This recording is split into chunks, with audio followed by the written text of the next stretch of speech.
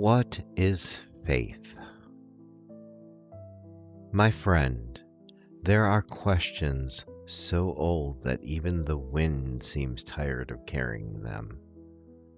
Questions whispered in the dark, asked at the edge of exhaustion, prayed into hands that won't stop trembling.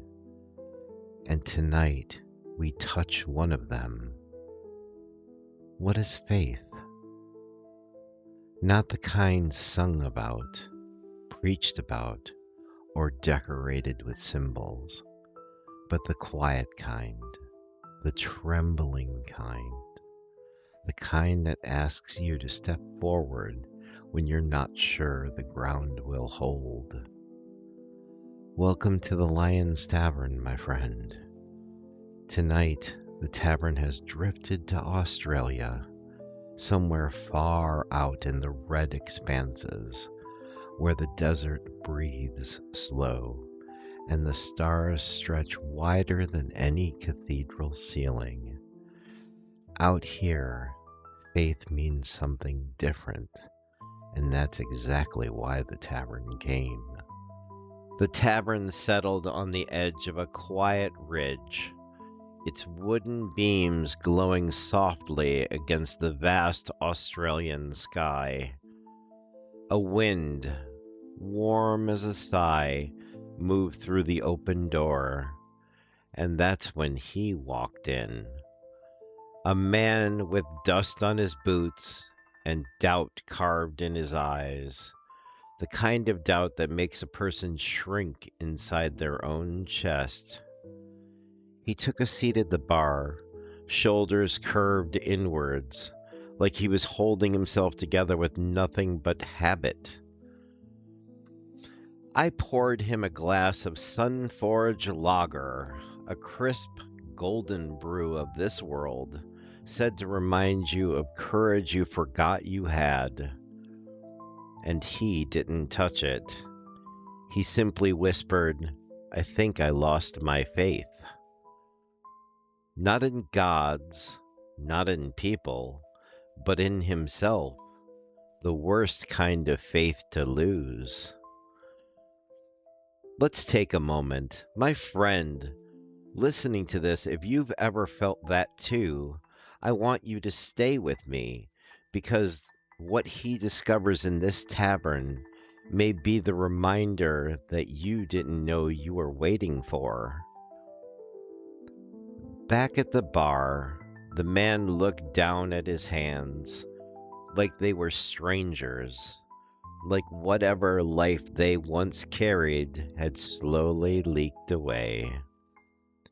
"What is faith," he said, "if you can't trust your own steps anymore?"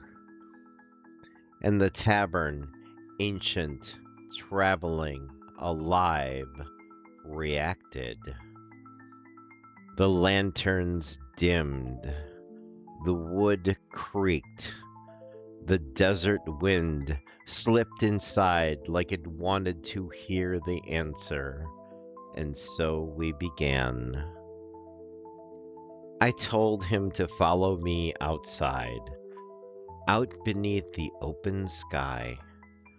The Australian night stretched long and endless above us, stars burning like scattered embers across a blackened anvil.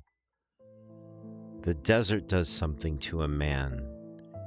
It strips him, disarms him, shows him how small and how precious he really is. He stared at the horizon, its line drawn so straight between dark earth and darker sky that it looked like the world itself had been cut in two. And I asked him, "What do you think faith is?" He shrugged. "Believing everything will work out, maybe? Trust without evidence? Blind optimism?" I shook my head gently. "No, those are illusions wearing the mask of faith. Real faith isn't soft, it isn't pretty, and it isn't comfortable. Real faith is knowing, not hoping, not wishing, knowing that even when everything falls apart, there is still something in you that refuses to stay broken. Faith is the decision to take another step, even when you feel hollow. Faith is standing in the desert of your life with no map and no guarantees and saying, I will keep walking. The man swallowed hard. His eyes shimmered in the firelight. I don't know if I have that anymore, he whispered. The tavern door creaked behind us. A reminder, a nudge. You do, I told him. You wouldn't have come here if you didn't. And for the first time, his shoulders lifted just slightly, as though the weight had shifted from crushing him to being something he could carry. We returned inside, the warm glow of the tavern contrasting the cool desert night. He finally lifted the Sunforge lager and took a slow, deliberate sip. Not because it was an answer, but because he was ready to hold the question differently. I told him, faith isn't something that appears when life is good. It's something you rebuild piece by piece when life is unclear.